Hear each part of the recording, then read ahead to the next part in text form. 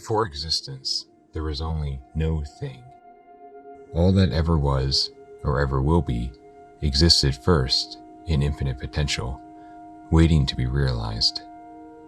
In infinite potential, all is possible, but is not yet made manifest. It is not yet a thing. If something is only in potential, it isn't known. The potential of something is not the same as the realization obtained from the experience of something. An experience provides a way to extract the key data necessary to synthesize something new. If all remains a potential, then nothing new can ever be known. And it is only by turning potential into experience that we can discover something new. If this is true, then how can infinity experience and thus create anything new? Pondering this, no thing created thought and took a step away from itself to become something. Zero had become one. Thus, in the beginning, there was light.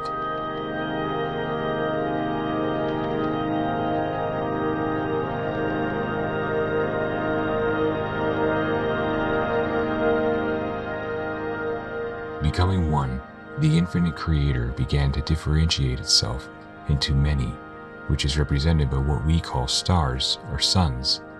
A sun represents, in the microcosm, the power of the one infinite. It is a sublogos, tasked with being the father of a star system. Each star is granted the freedom to choose how to govern its particular system. What is true for one system may not be true for another. A system star designs the archetypal framework from which all life in that particular system is ordered. This framework forms the experiment which each sun conducts, with the purpose being the uncovering and experiencing of all potential so that new refinements can be made to the archetypal mind. Ra calls this the refinement of the one original thought and gives us a key insight into this process. The one original thought is the harvest of all previous, if you would use this term, experience of the creator by the creator. As it decides to know itself, it generates itself into that plenum full of the glory and the power of the one infinite creator, which is manifested to your perceptions as space or outer space. Each generation of this knowing begets a knowing, which has the capacity, through free will, to choose methods of knowing itself. Therefore, gradually, step by step, the creator becomes that which may know itself, and the portions of the creator partake less purely in the power of the original word or thought. This is for the purpose of refinement of the one original thought. The creator does not properly create as much as it experiences itself. The one original thought is a love. It is the declaration that the creator shall know itself. We are participants in the refinement of the one original thought by partaking in greater distortions of this one thought. By making itself into many and imbuing the many with free will, greater refinements of this one thought, or love, are possible. Ra also says, at the beginning of this creation, or as you may call it, octave, there were those things known which were the harvest of the preceding octave. About the preceding creation, we know as little as we do of the octave to come. However, we are aware of those pieces of gathered concept, which were the tools which the Creator had in knowing the Self. These tools were of two kinds. Firstly, there was an awareness of the efficiency for experience of mind, body, and spirit. Secondly, there was an awareness of the most efficacious nature, or, if you will, significator of mind, body, and spirit. Thirdly, there was the awareness of two aspects of mind, of body, and of spirit that the significator could use to balance all catalysts. You may call these two the matrix and the potentiator. Ra speaks about being aware of pieces of gathered concepts. A concept is defined as an idea, an abstraction, a plan, or intention. A concept is an idea conceived in the mind. Therefore, according to Ra, what carries over from octave to octave are the basic concepts that inform how experience can be had. Concepts that you are helping to refine. To understand this a bit further, Let's examine the sun. The sun was always seen as a representation of deity, because without it, life couldn't exist. We observe that life is only possible because of heat and light, and the sun is the generator of this heat and light for our system. This is a fundamental fact of the physical universe. Without the sun, life is not possible. Why is light important for life? Light informs. Information is defined as that which is conveyed or represented by a particular arrangement or sequence of things. Information in this context does not refer to facts, numbers, and data. True information has little to do with those. The root word of inform is Latin for in, into, and forma, a form. Into a form. Inform.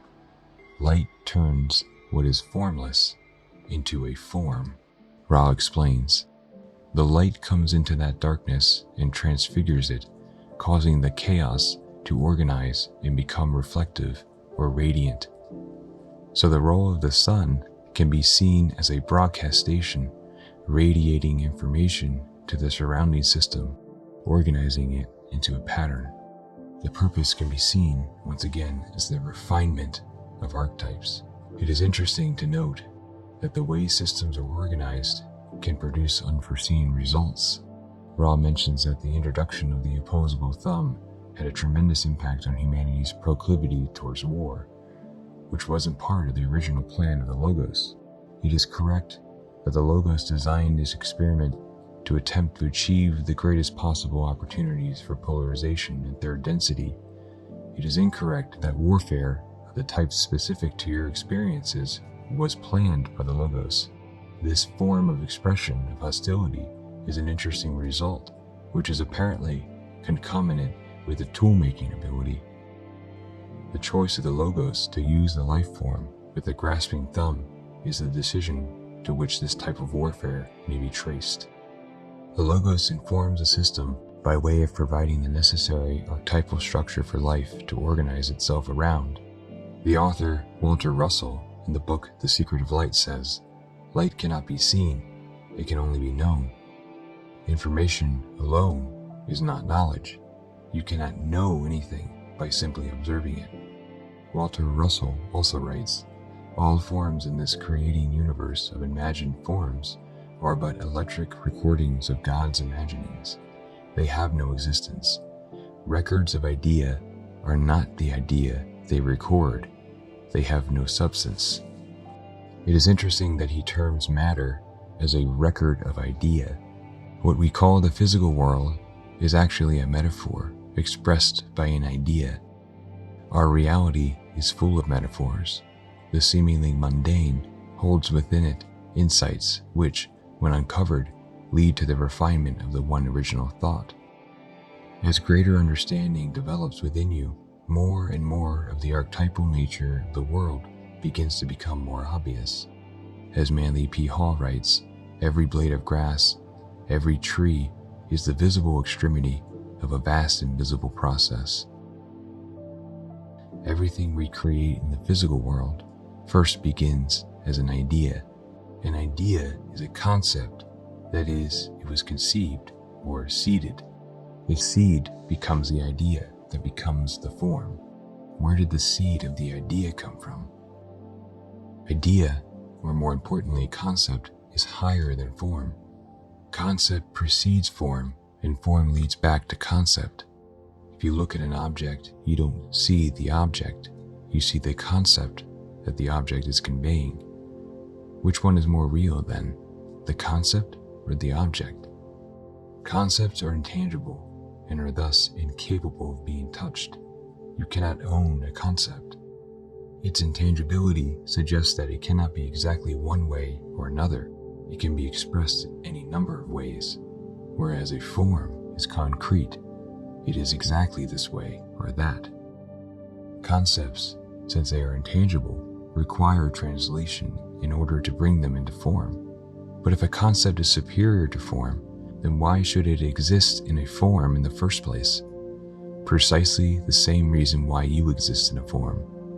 In order to discover something new, limitation must be experienced. Light or intelligence acts as a translator of concepts. Manly P. Hall writes that when heaven and nature were formed, there was a great void between them.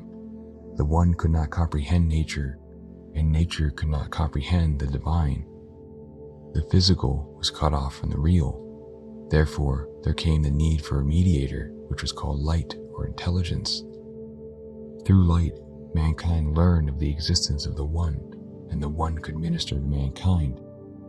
He writes, light or intelligence partakes of the natures of both God and the earth. Thus, light is the medium between both heaven and earth. Mankind has been entrusted as the keeper of this light and to act as the stewards of nature. Our ability to use intelligence can uncover great spiritual truths which are hidden in the darkness of matter. The intelligence is cultivated by our ability to receive knowledge. Knowledge is direct knowing.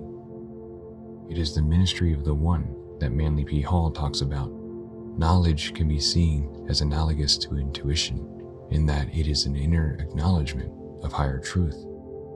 Only when one develops ears to hear and eyes to see can they discern that which is true from false. If light is encoded with information, then it is light that informs consciousness, thus making one capable of knowing. To be illuminated means to be one who knows. It is to be one who receives from beyond the veil.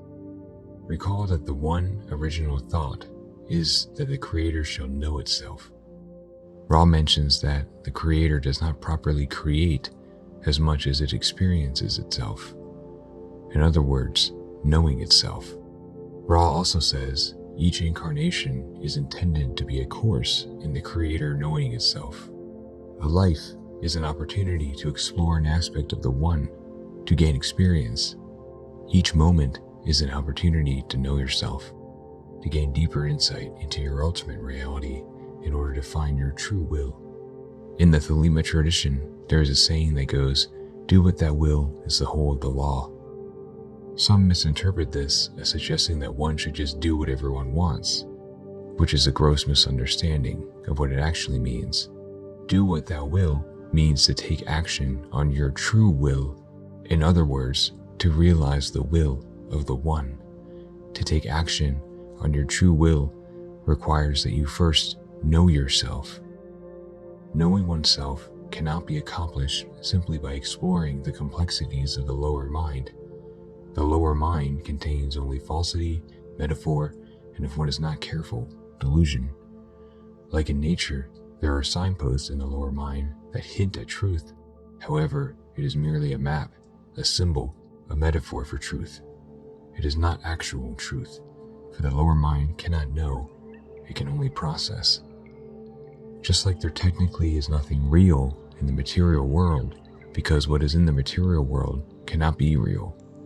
All of what we call matter are signposts, descriptions of something, a metaphor for a higher concept, and not what truly is. Quo says, each of you desires to know the truth in an illusion which will forever deny the knowledge of that truth. Regarding truth, Quo also says, that which you experience within your own consciousness is seldom truth. Truth is living, and truth alters constantly in its appearance as the processes of perception circle the concept of truth, looking for a way to settle upon a complete surety of truth. Truth lies in the deep, and you will never find it on the surface. In this reality, all we can do is work towards being able to know, little by little, and slowly illuminate the mystery. Quo also says, each of you is the truth yet to be born. The search for truth ultimately leads back to where it all starts, back to the formless, back to no thing.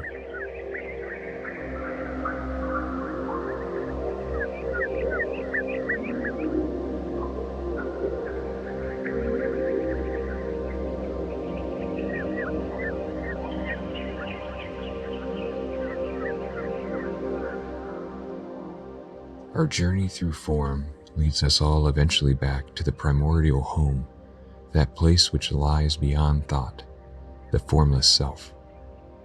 The formless dwells in the silence, in the background, behind the thought. It makes itself known only to those who can see, yet all exist because of it. It is infinite in size, yet more subtle than the tiniest of atoms. It is what enlivens matter. The formless is in an infinite space, what Ra calls intelligent infinity. This is undifferentiated potential, where all comes from and all returns. The self, dwelling in the formless, produces a curious phenomenon for the seeker. No thought or desire happens when dwelling in this dimension. It's not possible to have a thought at all. Why is desire not possible when dwelling in the formless self? Because of its nature as being formless. Desire implies a wanting due to a lack of something. By its nature, form is a limitation of infinity. It is a stopping down of this energy. Thus, to be in form is to be limited and thus lacking in some capacity. To be formless is to be infinite because you have no form from which to experience limitation. As soon as the formless becomes form, then limitation is experienced. Out of limitation, however, is the potential to discover something new. By our nature, we are dual beings. We exist in form, yet are actually part of the formless. Mankind is totally identified with form and has no idea of the formless. It has no idea of the freedom that is truly there, behind the form that seemingly keeps them locked away. It has no idea of this other side, which exists parallel with itself. This is the ultimate struggle of mankind. How do we de-identify with form and begin to identify with the formless, our true nature? Ra describes the formless as limitless light and describes it as the background of creation. Ra says, this limitless light is the background created by love before any articulated creation made from light. This light everlasting shall be as always infinitely creating in an infinite and eternal present. At this level, light is a thought. That is, it is a perfect creation of a thought. It does not contain error, but is a creature of utter love, containing the infinite intelligence without distortion. What is behind form is without distortion. Form in itself is distorted in the sense that it is an imperfect representation of a higher thought. It is the lower aspect of a higher principle. Thus, form can hint at truth, but never be true. Form is illusionary in so much as it is a distortion of the one. Form can provide a means of penetrating infinity, however, but it is easy to get ensnared by the illusion and think that form is all there is. If you create something physical, it exists as a map towards the idea you attempted to convey via the creation of that form. Great art is like this. It conveys meaning that is much grander than the canvas on which it sits. The physical art itself is just a map that guides the viewer towards a grander concept. In order to arrive at the concept, it's necessary to focus attention on the form. In this way, one can penetrate form and arrive at the formless. This type of focus requires meditative practice, which gradually pulls one towards their center and away from the constant barrage of thoughts which flood their mind. Only by shifting one's attention from these thoughts onto a single point of focus can the hidden infinite space reveal itself. This is why Buddhist meditation practices stress the importance of one-pointedness of thought. Developing the ability to focus consciousness is one of the keys to penetrating intelligent infinity. This single point of focus can be seen as analogous to the mechanics of a black hole. Ra says, the blackness of the black hole, metaphysically speaking, is a concentration of white light being systemically absorbed once again into the one creator. Concentrating attention onto a single point allows for it to be absorbed back into the one creator, the formless that holds form. Ra continues with this analogy. Finally, this absorption into the one creator continues until all the infinity of creations have attained sufficient spiritual mass in order that all form once again the great central sun, if you would so imagine it, of the intelligent infinity awaiting potentiation by free will. The formless, once penetrated, pulls the self into it, and the self radiates outward the light and love which comes from this dimension. It is the experience of true freedom.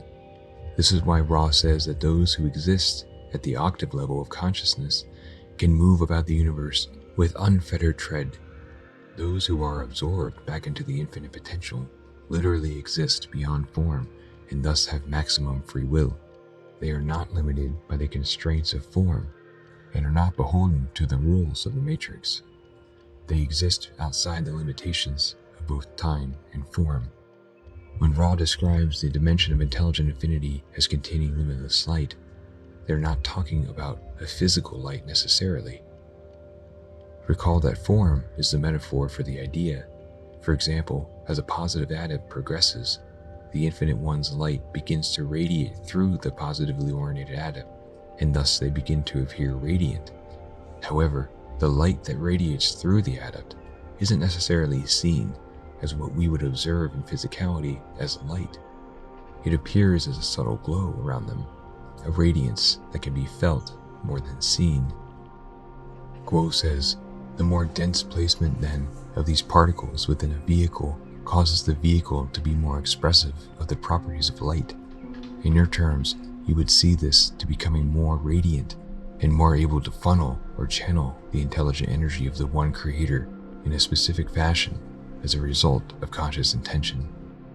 What we observe in the physical universe as light is the physical expression of the idea of light, which is the one original thought, love.